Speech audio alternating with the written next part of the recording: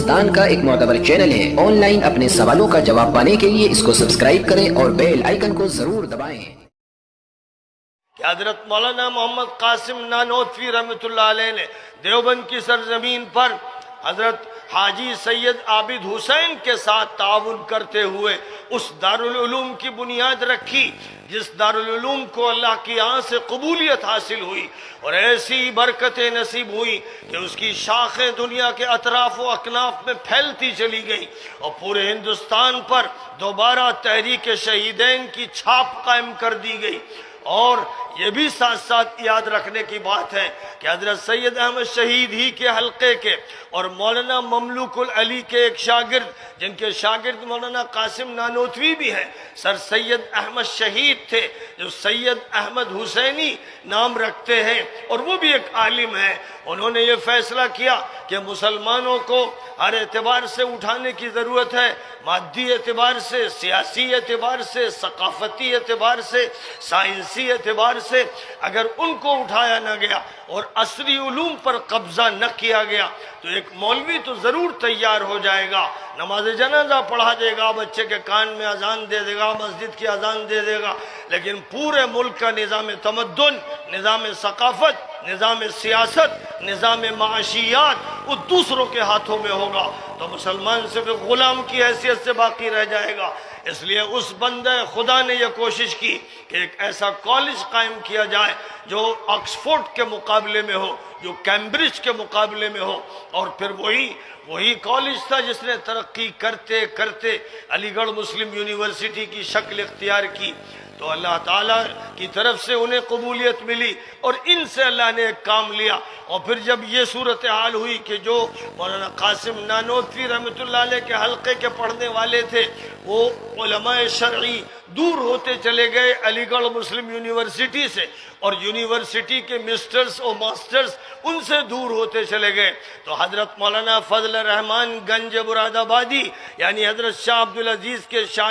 شاگرد مولانا سید محمد علی مونگیری رحمۃ اللہ علیہ کے دل میں ایک ایسی تڑپ پیدا ہوئی، ایک ایسا کرب محسوس ہوا کہ اس امت کا کیا ہوگا جب اس امت کے افراد دو حصوں میں تقسیم ہو جائیں گے، دو طبقوں میں بٹ جائیں گے، آپس میں ایک دوسرے پر لعن طعن کریں گے تو یہ امت کہاں جائے گی۔ اس لیے وہ اٹھے کہ پوری امت کو جوڑنا ہے، ملت کا اتحاد قائم کرنا ہے، اس امت کو بکھرنے نہیں دینا ہے۔ علی گڑھ کا ہو یا دیوبند کا ہو، اہل حدیث ہو یا وہ اور کسی مسلم جماعت کا فرد ہو، سب کو کال کرنا ہے، سب کو بلانا ہے، سب کو اکٹھا کرنا ہے کہ اپنے اسلام کی خبر لو ورنہ تمہارا نام لینے والا کوئی نہیں ہوگا۔ تو اس بنیاد پر سارے علماء دیوبند کے بھی، علی گڑھ کے اور صوفیاء کرام اور سلفی علماء سب اکٹھا ہوئے کانپور میں، اور ندوۃ العلماء کے نام سے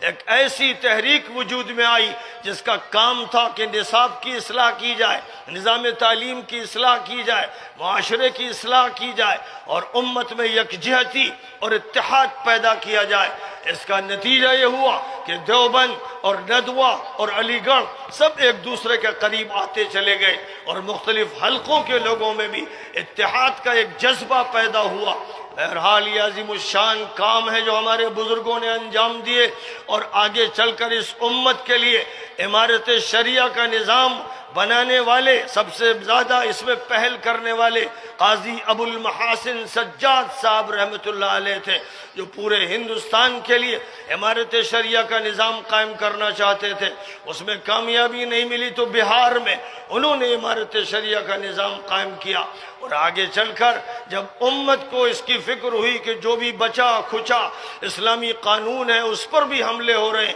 تو 1972 میں بمبئی میں پرسنل لا بورڈ قائم کیا گیا اور حضرت قاری محمد طیب صاحب رحمۃ اللہ علیہ کو اس کے لیے منتخب کیا گیا۔ انہوں نے اس کی صدارت فرمائی۔ بعد میں حضرت مولانا سید ابو الحسن علی حسنی ندوی رحمۃ اللہ علیہ نے اس کی صدارت کی۔ اس کا بھی ایک بڑا کام تھا کہ اس ملک میں جو بھی اسلامی قانون کا بقیہ حصہ ہے اس کو تحفظ فراہم کیا جائے۔ اسی طرح ہمارے علماء کبھی بھی خاموش ہاتھ پر ہاتھ دھرے بیٹھے نہیں رہے۔ ہمارے ہاں حضرت مولانا اشرف علی تھانوی رحمۃ اللہ علیہ نے تھانہ بھون میں بیٹھ کر اسلامی ثقافت کا جو دسترخوان تیار کیا ہے، کوئی گھر مسلمان کا ایسا نہیں جہاں ان کی کتاب بہشتی زیور خواتین نے نہ پڑھی ہو اور ان کو اسلامی ثقافت حاصل نہ ہوئی ہو۔ مولانا نے رد بدعت کا بھی کام کیا، اسلام کو صحیح شکل میں پیش کرنے کے لیے ان کو جامع المجددین کا مقام حاصل ہوا۔ اور اسی طرح حضرت مولانا محمد مفتی کفایت اللہ